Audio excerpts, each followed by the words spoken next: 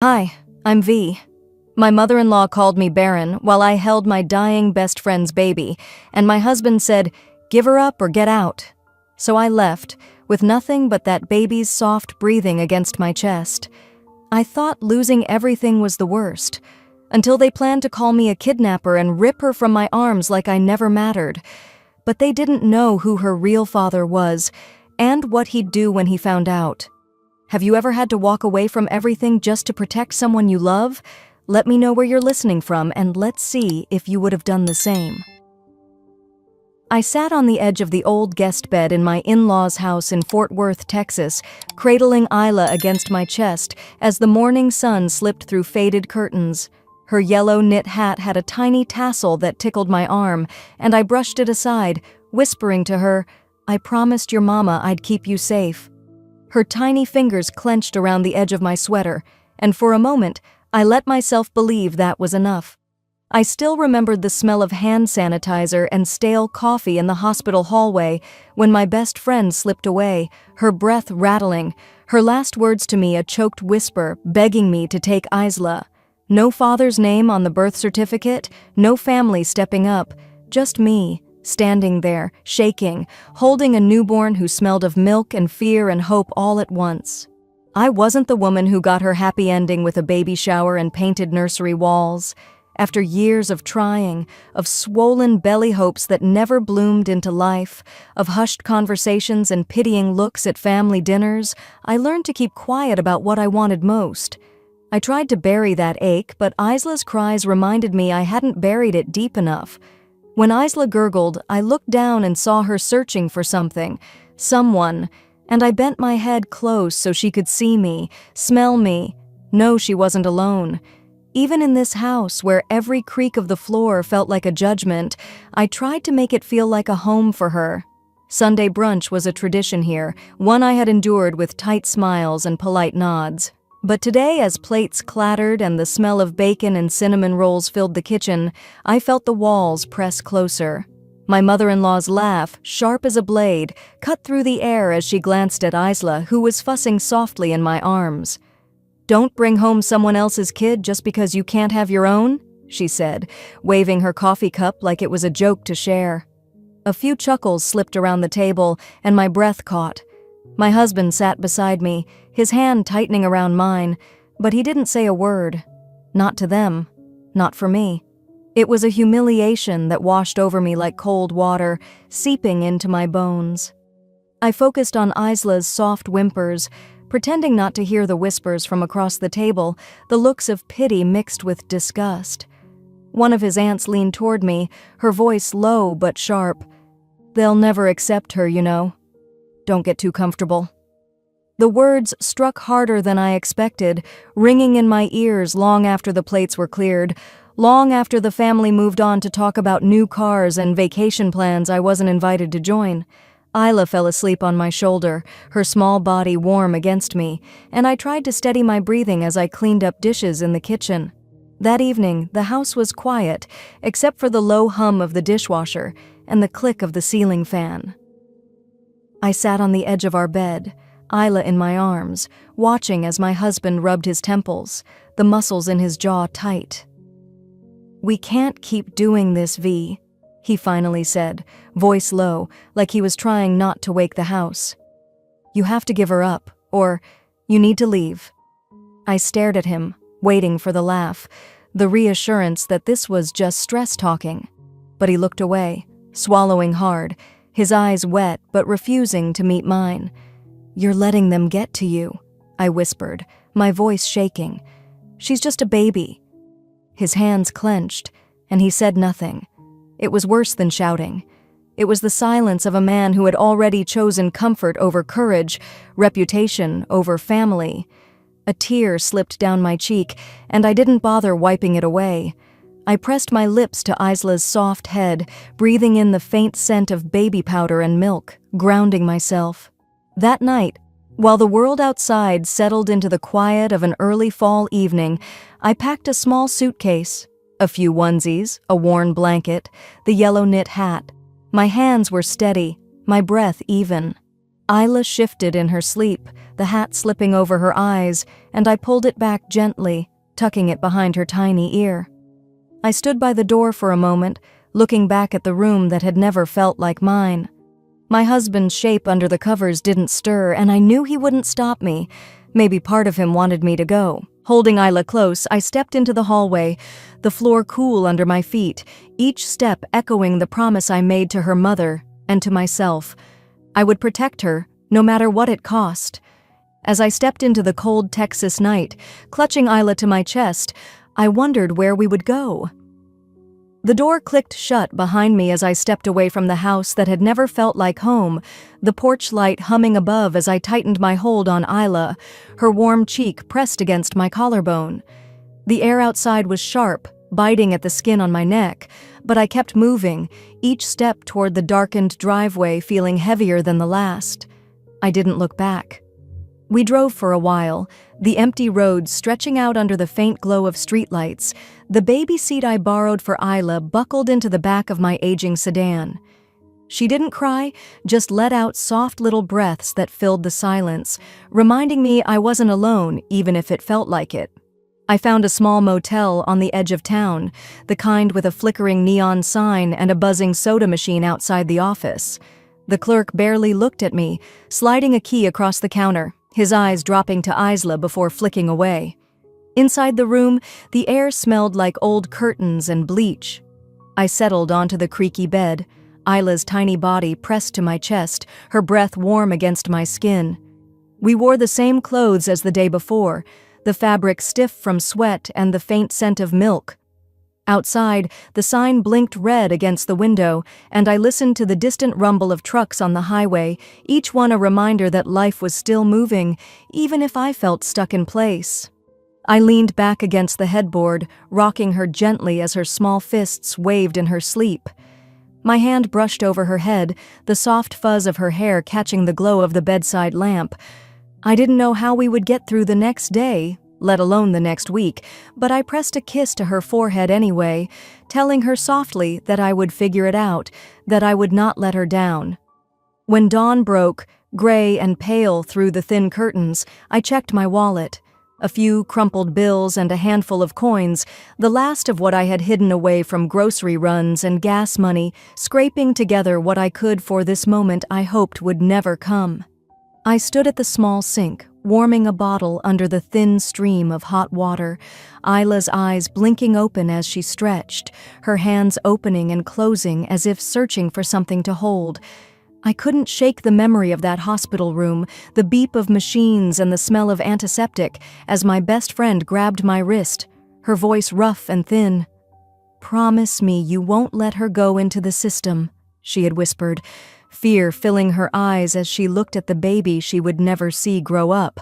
I had nodded, tears blurring my vision, clutching Isla's tiny body as if that promise could become a shield against the world. I tucked Isla into the carrier, wrapping a blanket around her as I stepped into the morning air, the cold biting through my thin sweater. We walked down the cracked sidewalk to a small thrift store I had noticed the night before, its handwritten sign taped crookedly to the window, announcing half-price baby clothes. The bell above the door jingled when I stepped inside, the smell of mothballs and old fabric wrapping around us as I browsed the bins of faded onesies and tiny socks. I found a small stack of baby clothes, a soft blanket with a duck pattern, and carried them to the counter, pulling out my coins, counting them carefully with shaking fingers. A quarter rolled off the counter, bouncing once before clattering to the floor, and I bent to pick it up, my face flushing as I felt eyes on me. A woman in line behind me, her hair pulled into a messy bun, muttered just loud enough for me to hear, "Some people shouldn't take in kids they can't afford." The words hit harder than I expected, echoing the same sneer I had heard across the breakfast table days before. I felt my eyes burn, but I forced myself to look straight ahead, handing over the coins and bills to the cashier without a word.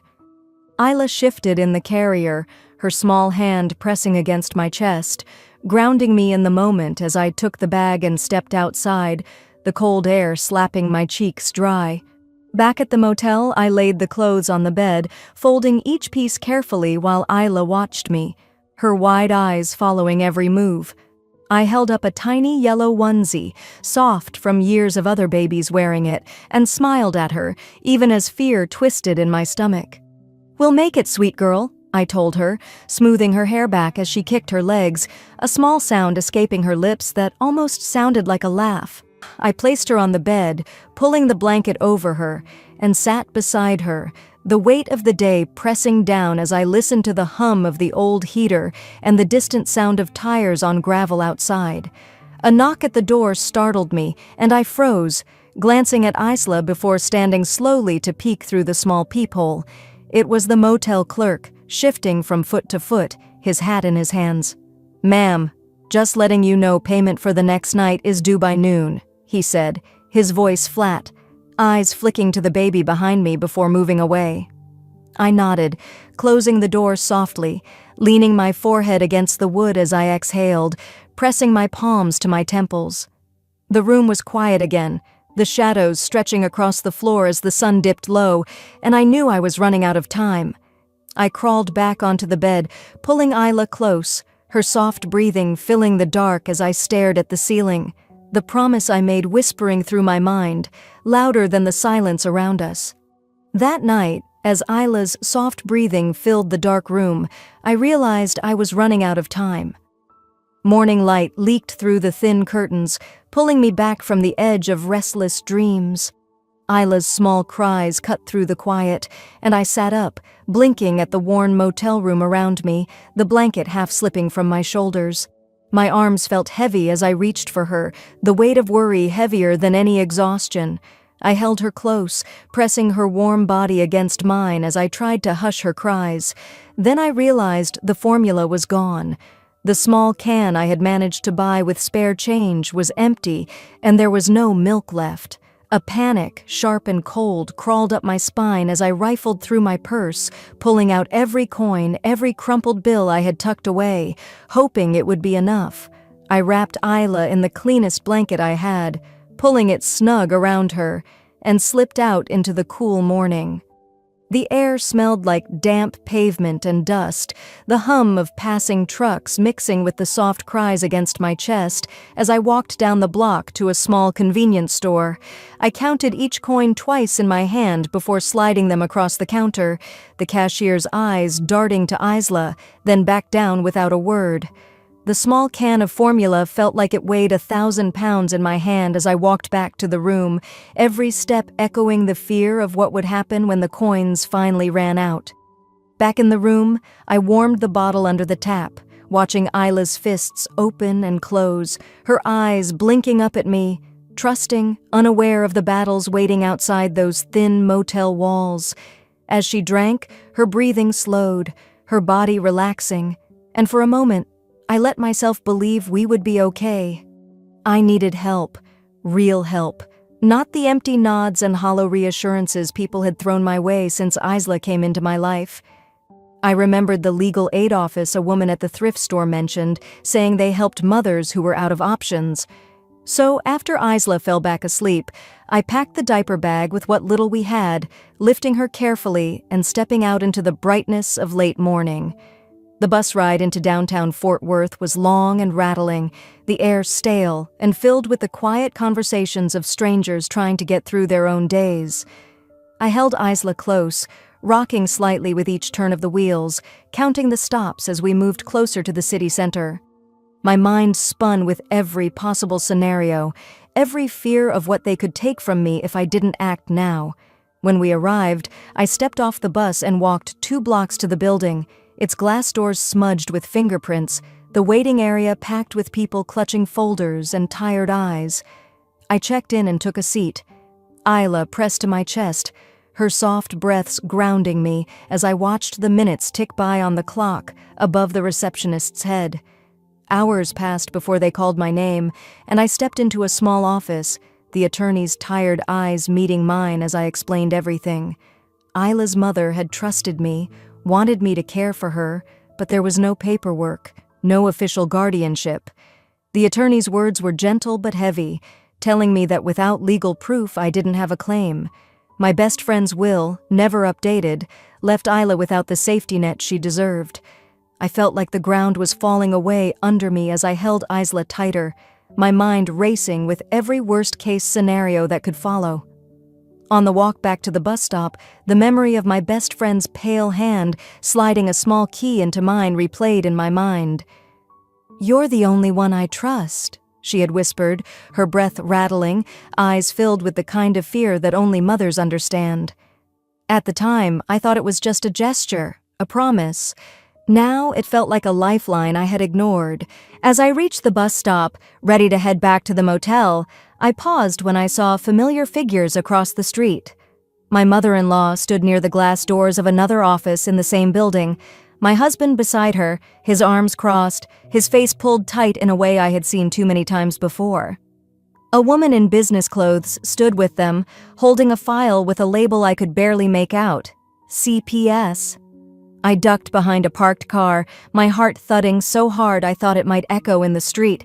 I could hear my mother-in-law's voice, sharp and clear, even from where I hid. "She's unstable, dragging that baby around, living in motels. She can't keep her." My husband didn't say anything, just nodded, his eyes downcast. I pressed a hand to my mouth, tears stinging, but I forced them back. They were going to take Isla, and they were going to use every weakness they could find against me. I rode the bus back with Isla, the streets outside blurring into colors I couldn't process, my thoughts spiraling with fear. Back at the motel, I closed the door softly, sinking to the floor with Isla still in my arms, whispering promises I wasn't sure I could keep. "They won't take you. I won't let them." That night, as I rocked Isla to sleep, I pulled the key from my purse, turning it over in my hand, feeling the weight of what it could mean. I had to find that safety deposit box. It was the only chance we had left. The next morning, I packed what little we had left and set out to find the bank, clutching Isla and the key like they were the last pieces of my soul. The dawn crept in while I was already awake. Sitting on the edge of the motel bed with Isla curled against me, her breath steady, warm against my skin. The air was cool enough that I wrapped her tighter in the thin blanket we had, brushing my fingers across the small knit hat sliding over her eyes. I stood and looked around the small room, taking in the bags packed and ready, the last of our things folded in plastic grocery bags. I walked out into the pale light, Isla in one arm, the tiny brass key clutched in the other, feeling like it was the only thing tethering me to hope. The bus ride felt endless, every pothole rattling through me as Isla shifted in her sleep, small sounds breaking the heavy silence. I tried not to think about the looks people gave us, pity mixed with annoyance, as they took in the tired woman clutching a baby, trying to keep her head up while her world spun. When we got off near the bank, I paused outside, letting Isla's soft coos pull me back from the fear that was crawling up my neck. I bounced her gently, whispering that we would be okay, even if I wasn't sure how true that was. I practiced what I would say, how I would explain the key, the situation, without sounding like the desperate woman I was quickly becoming. Inside, the smell of coffee and printer ink filled the cool lobby, the hush of conversations at the teller windows giving me a moment to breathe. I approached the counter, adjusting Isla against my hip as I set the key down and handed over my ID. The teller glanced at the baby, then back at me, her eyebrows twitching before she forced a polite smile. "I need to access a safety deposit box," I said, keeping my voice steady even though my hands were shaking. She hesitated, then nodded, leading me down a narrow hallway toward the vault. The clang of the heavy door closing behind us made me flinch, the noise too loud in the cold space. She gestured to a small metal box, sliding it across the table toward me. I paused, the key trembling in my grip before I slid it into the lock, turning it until I heard the soft click. Inside, a letter lay on top of a small stack of documents, the handwriting immediately recognizable, neat and looping in a way that made my chest ache. My best friend's name stared back at me, the paper worn, the ink smudged in places like it had been read over and over. I unfolded it carefully, my eyes blurring as I read her words, telling me she trusted me, that Isla was meant to be with me if anything happened, that I was the only one who would love her like she deserved. Underneath the letter, papers were clipped together. Guardianship forms, a will half complete but clear in intent, her signature at the bottom, shaky, but there. My breath caught, relief and grief mixing in a swirl that left me clutching the papers to my chest as Isla stirred against me.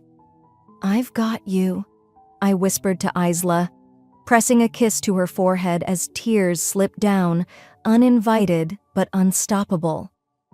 As I was about to close the box, something caught my eye in the corner.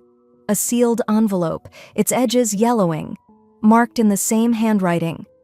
To Isla's real father. My fingers hovered over it, the weight of what it could mean pressing down on me. I lifted it carefully, turning it over, trying to decide if I should open it or keep it sealed. Stepping back out into the daylight, the documents pressed against me under my coat. Isla's small hand wrapped around a lock of my hair. I felt the world shift slightly. For the first time in days, there was a sliver of power in my hands, something that might help us fight back. The ride back to the motel was quiet, the bus humming beneath us as Isla dozed, her cheek resting against my shoulder. My mind raced, flipping between relief and fear, between the promise I made to my best friend and the threat hanging over us like a dark cloud. My in-laws, CPS, the life we were running from, and now this envelope, a piece of Isla's story I hadn't been prepared to face. Back in the room, I set Isla down, letting her tiny fingers clutch a corner of the blanket as I pulled the envelope from my pocket. I held it over the trash can, my hand trembling, the fear of what it could contain heavier than the air around me. That night, as Isla slept beside me on the motel bed, I held the envelope over the trash can and couldn't let go. Morning light crept through the thin motel curtains, painting soft lines across Isla's cheeks as she shifted, cooing beside me on the mattress. I hadn't slept much, my fingers tracing the edges of the envelope all night, the paper growing soft under my grip. It felt like it weighed more than any burden I'd carried, heavier even than the quiet shame of packing up my life in silence and walking out with nowhere to go. I sat on the floor, the scratchy carpet pressing patterns into my legs, Isla strapped to my chest in her carrier. Her small breaths were steady, reminding me that she was here, that I couldn't fall apart, not now. I whispered a quiet prayer, not one I'd learned in church, but one that came from somewhere deep in my bones. I asked for courage, for truth, for anything that could help us survive. Tearing open the envelope was like ripping through the last thin layer of my old life, the one where I thought I could control how this story ended. The paper inside was a letter written in my best friend's handwriting, the loops familiar, the ink smudged in places where her tears must have fallen as she wrote. She told me Isla's father was Malachi Warren, a name that punched the breath out of me as I read it again. Malachi Warren, the cattle rancher whose land stretched over counties, whose family name was whispered in small-town Texas like a legend, whose face I'd seen on the local news at charity auctions, shaking hands and smiling for cameras. She wrote that he had tried to be part of Isla's life, that he wanted to help, to be there, but her family had turned him away. Too proud, too hurt by old grudges to let him close. I folded the letter carefully, pressing it to my chest before slipping it into my bag with shaking hands. I needed to know more, needed to see if this man was who she said he was, or if he was just another promise that would leave us stranded. I packed Isla into her carrier, grabbing the last clean bottle I'd managed to wash in the motel sink, and we stepped out into the crisp morning. The bus ride into town felt longer than usual, each stop dragging out the moment before I could find answers. Isla rested her head against my chest, her small hand gripping the edge of my sweater, as if she knew I needed her to anchor me. When we finally reached the library, I settled her beside me at a computer station, ignoring the curious glances as I logged in, the ancient keyboard clacking under my uncertain fingers. I typed in his name, Malachi Warren, and the screen filled with images of him shaking hands, riding horses, speaking at town hall meetings. His face was older now, lined with years and the sun, but there was a softness in his eyes in one photo, where he held a small child during a charity event, a softness that made my throat tighten. He was real, Still alive, still here in Texas, his family prominent, his ranch thriving. I closed the browser, resting my forehead against my hand, the weight of what I had learned pressing down hard. Could I reach out to him? Would he want to know about Isla? Or would he turn us away the way her family had turned him away? Would he see her as a blessing? Or would she be another burden he hadn't asked for?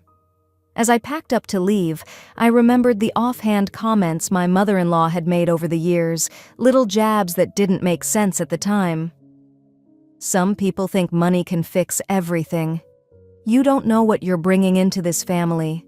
I realized with a cold clarity that they had known about Malachi, had kept it hidden, using my vulnerability as a shield for their own secrets, letting me struggle while they sat comfortably, whispering about the baby I was fighting to protect.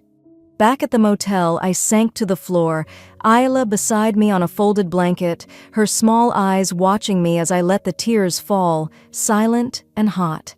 I felt foolish, used, humiliated that I had ever trusted them, that I had thought they would stand by us when all they had done was plot to erase us from their neat, tidy lives. I thought about Malachi, about the risks, about the fear that he might reject us, or worse, that he might take Isla away, leaving me with nothing but the echo of the promise I'd made to her mother.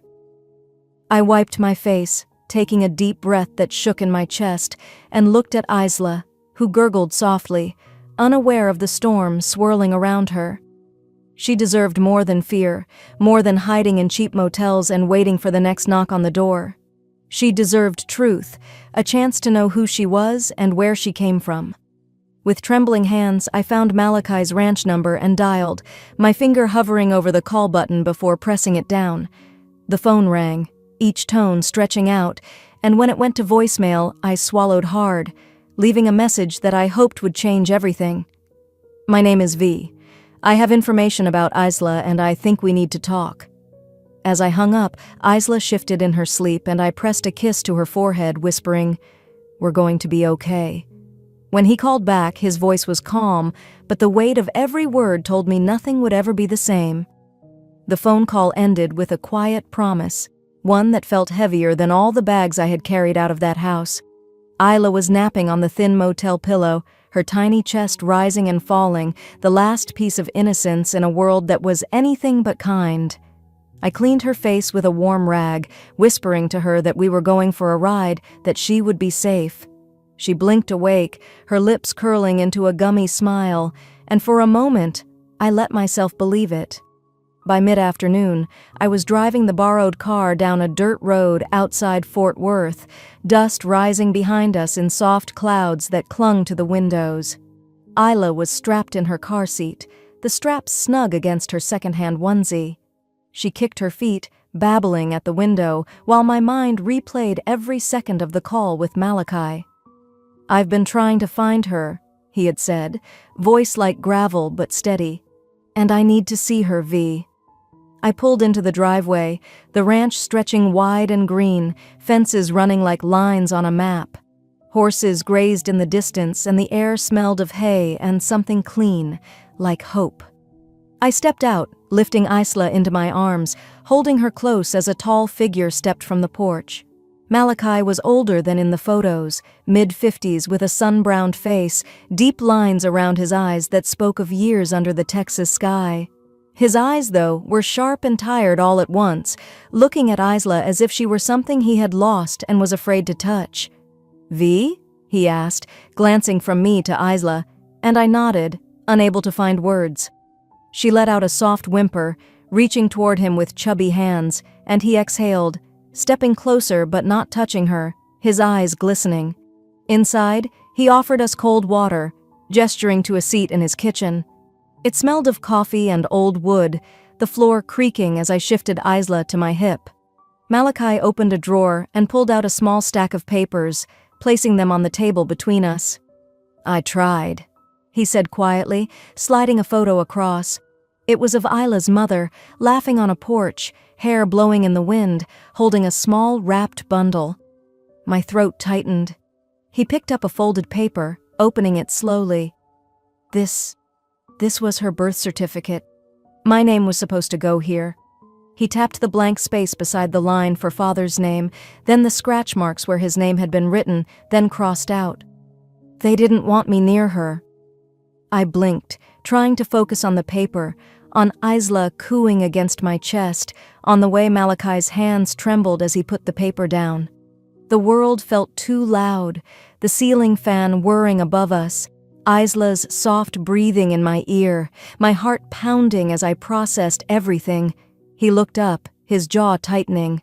I went to her funeral, V, stood in the back, couldn't say a word. I've been trying to find Isla ever since.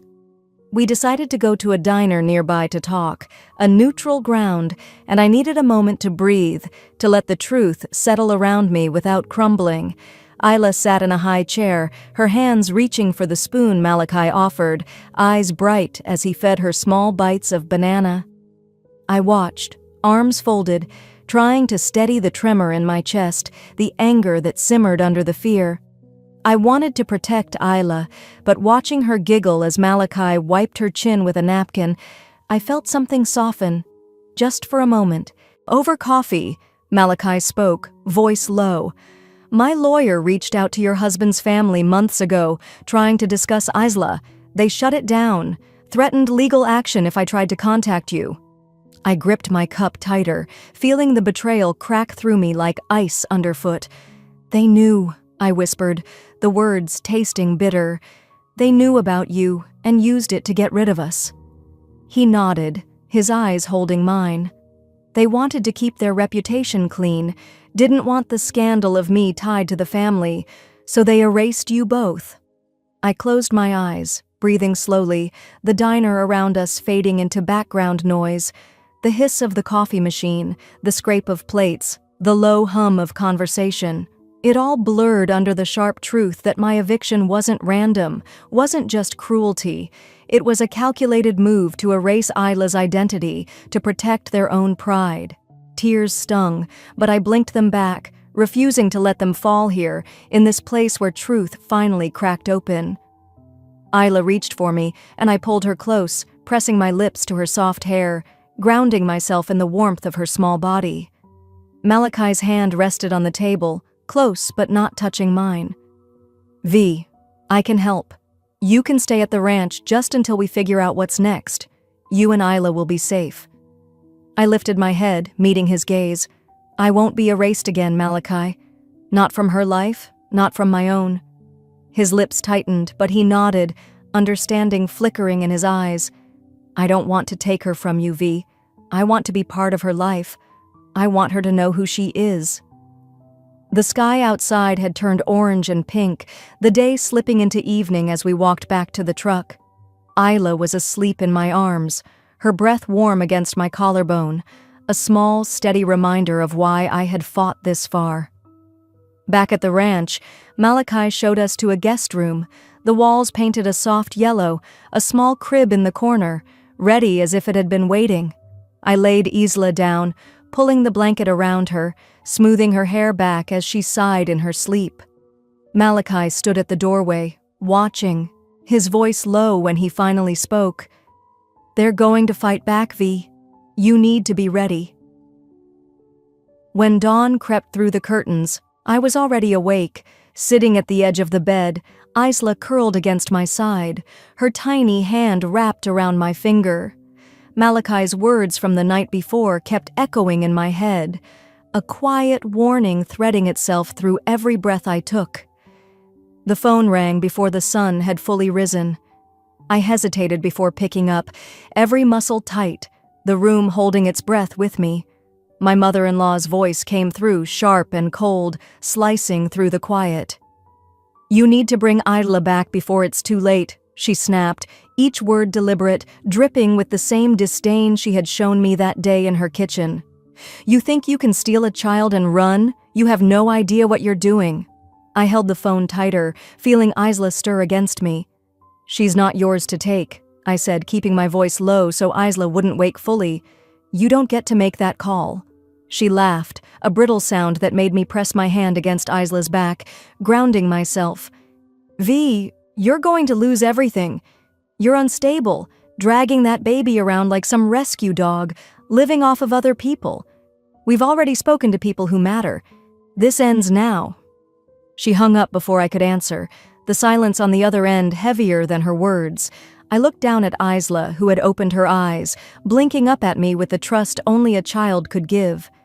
"We're not going anywhere you don't want to go, baby," I whispered, pressing a kiss to her forehead. Malachi knocked gently before coming in, his eyes searching my face. "They've called, haven't they?"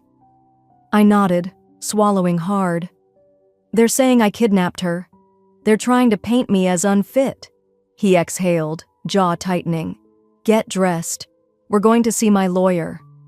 I packed Isla's things quickly, my hands shaking but moving with a clarity I hadn't felt in days. We drove in silence, Isla babbling softly in the back seat, her small voice a reminder of why I couldn't let fear take over. At the lawyer's office, the air was cool, the walls lined with framed degrees and photos of Texas landscapes. Isla sat in my lap, playing with my necklace, while Malachi spoke quietly with his lawyer, a woman named Ruth who wore a blue suit and had kind but tired eyes. "V," Ruth said, turning to me, "you need to know what we're dealing with. Your husband filed for divorce 2 days ago." The words didn't sink in at first. "What?"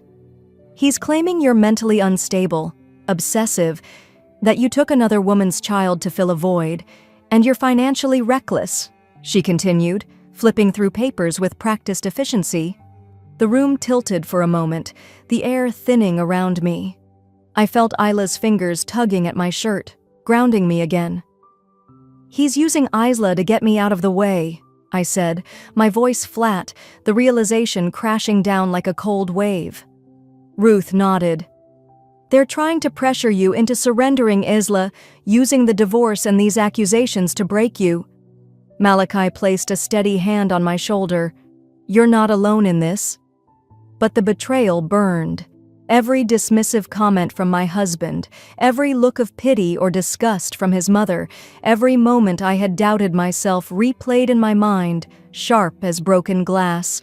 I left the office with Isla on my hip, Malachi walking beside us, his hand occasionally brushing against Isla's back, comforting her as much as he was comforting me.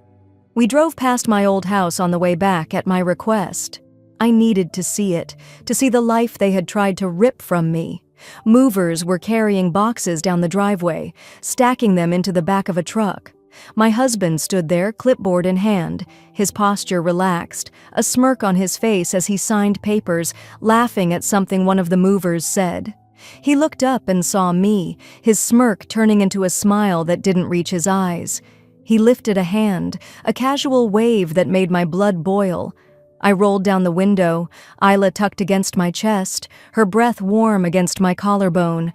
Our eyes locked, and I saw the man I had once trusted, the man who had chosen convenience over family, over love, over truth. "You have one chance to walk away before I show them who you really are," I said, my voice steady, low enough that only he could hear, but strong enough that even the movers paused. His smile faltered, and for the first time, I saw a flicker of fear cross his face. I held his gaze, promising myself and Isla that I would not let this end with me staying silent. He didn't say another word when I met his eyes, but the threat in the air was thick enough to taste.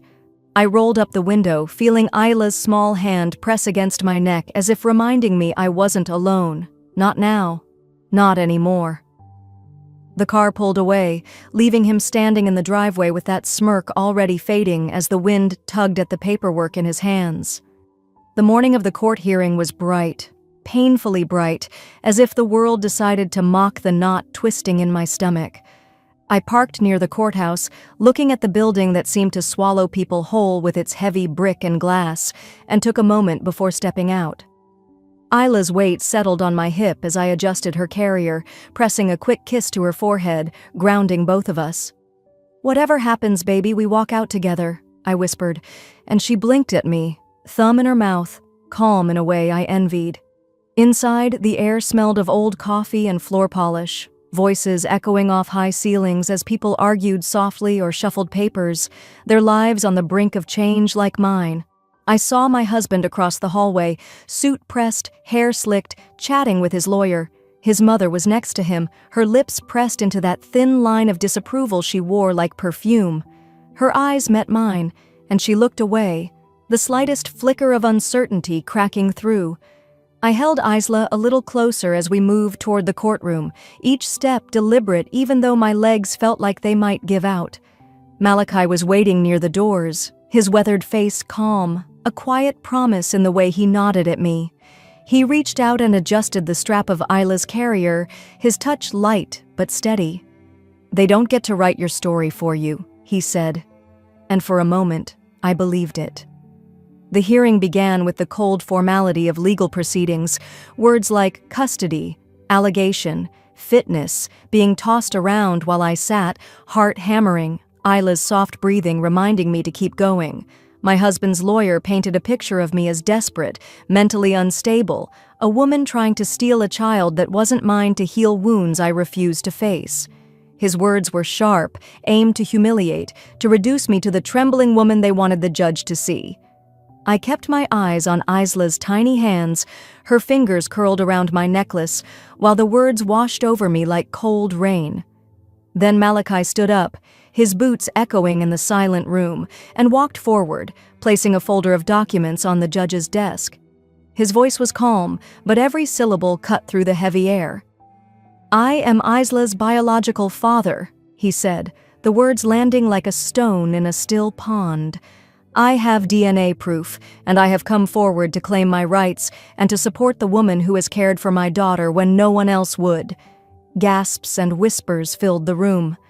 My mother-in-law's hand shot to her mouth, and my husband's smirk finally cracked, his head snapping toward Malachi as if seeing him for the first time. The judge took her time reading the documents, the silence stretching until it was nearly unbearable. Then, with a final glance over her glasses, she looked at me. "For now, Isla remains with her mother and biological father while formal custody is resolved," she said, gavel hitting the block with a finality that made the breath rush from my lungs. It wasn't over, but it was a beginning. I stood, knees shaking, as we stepped out of the courtroom. My husband tried to approach, his voice low and angry, calling me pathetic, a liar, insisting I was destroying everything. I turned, holding Isla against my shoulder, and met his eyes. "Your threats mean nothing now," I said, letting each word hang between us before I turned away. We were almost to the doors when I stopped, pulling out the folder from my bag. "Wait," I said, looking at Ruth, Malachi's lawyer, who nodded, stepping back inside with me. I handed the folder to the judge's clerk, explaining quietly that it contained records of my husband's hidden accounts, the payments made to cover his gambling debts, and the money funneled into hush trips for his mother to maintain the image of their perfect family. When I left the courthouse again, Isla was asleep against me, her breath warm against my neck, and I felt lighter than I had in years. Across the street, I saw Malachi standing by a cafe, waving me over. "Come on, V," he called. "Let's get you something to eat." As I crossed the street, I glanced back at the courthouse, seeing my husband being cornered by two officers, questions flying, his face pale, and his mother sitting on a bench, tears streaking her makeup as she realized the walls they built were finally crumbling. I turned back to Malachi, the smell of fresh coffee wafting from the cafe, Isla stirring awake as I kissed her forehead. I took a deep breath, stepped into the sunlight, and whispered to Isla, "Let's go build a life they can never take from us again." I pushed the door open to our new apartment as the morning light spilled across the worn wooden floor, a soft breeze rustling the thin curtains I found on clearance. Isla slept against my chest in the carrier, her small breath warming the hollow above my heart. I paused, letting the hush of the room wrap around us, and let my hand brush the soft fuzz of her hair. We had made it, even if the path was nowhere near what I once imagined. That morning, I woke to her tiny hand pressed to my cheek, and I remembered the hospital room where I promised her mother I would protect her, no matter what. I had been so scared then, watching my best friend's eyes flutter closed for the last time, clutching my hand as she whispered, "Don't let them take her. Promise me." I had promised, with a confidence I didn't feel, not realizing then the storms that promise would bring. Weeks had passed since the courthouse showdown, the whispers in the hallways, the judge's firm voice echoing above the lies, and Malachi's steady presence beside me as the truth finally cracked through the carefully crafted illusions of my in-laws. We settled into the small apartment, far from the big house where every room reminded me of slammed doors and cold dinners. I pulled Isla from her carrier and laid her gently in the portable crib by the window. Her eyes fluttered open, meeting mine, and for a moment, we just looked at each other, a silent agreement between us that whatever came next, we would face it together. Later that afternoon, I stood in front of the small headstone, Isla in my arms, the wind catching the little knitted hat she had outgrown, the one I now placed gently on the granite. I spoke softly, not caring if anyone heard. "We made it, you know. She's safe, just like I promised you. Malachi is here, and he's better than I could have hoped. They tried, but they didn't win." I took a breath, letting the grief wash over me but not drag me under. "I miss you. I hope you're proud." A few days later, we found ourselves back at the courthouse, but this time it was a mediation room instead of a courtroom, the table between us a thin barrier against the tension crackling in the air. My husband sat across from me, his lawyer beside him, his mother perched on the edge of her seat, arms folded, eyes narrowed. Malachi was there, calm as ever, his lawyer flipping through documents with deliberate ease. "You're a fool if you think you can just take her and walk away from this," my husband said, his voice low, a fake calm that didn't reach his eyes. Malachi leaned forward, sliding a folder across the table. "Isla is my daughter, and we have the documentation. Your attempts to paint V as unfit are baseless, and you know it." His voice was even, but I saw the tension in his jaw, the way his hand flexed against the table before resting again. The lawyer read through the documents, her expression tightening as she realized the depth of the situation. Malachi continued, "And as for the accounts you thought were hidden, those are now in the hands of the authorities. You've been stealing from your own family, and that ends today." My husband's face paled, the confidence draining from him as the room seemed to shrink around him. His mother reached for his arm, whispering, "What did you do?" But he pulled away, glaring at me as if this was somehow my fault. I met his eyes, steady, no anger in my voice, just truth. "You threw me out for loving a child you didn't want to care for, and that's why you lost. You tried to break me, but you only freed me." The mediator's voice cut through the silence, clear and decisive. "For now, Isla will remain under the joint care of Ms. V and Mr. Warren until full custody is determined. The financial fraud claims will be investigated separately." Outside, I strapped Isla into her car seat while my husband stood on the steps, his lawyer speaking to him in hushed, urgent tones. His mother sat on the bench, staring at the ground, the weight of their choices finally pressing down on her shoulders. I didn't feel triumphant. I felt calm, like the final exhale after holding your breath for too long.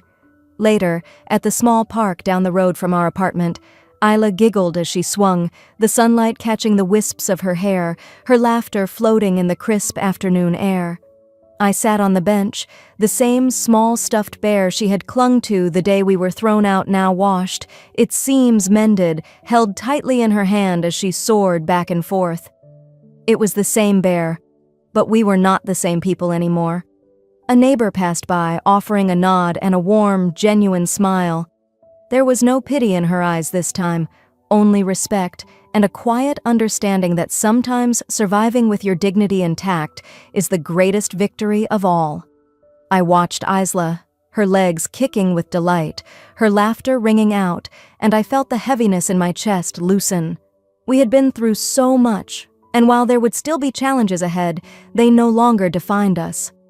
I stood, walking toward the swing, catching Isla as she leaned forward and kissed her forehead, her giggles softening into a sleepy smile as she rested her head on my shoulder. I kissed Isla's forehead and whispered, "Your mama would be so proud of you, and of me too."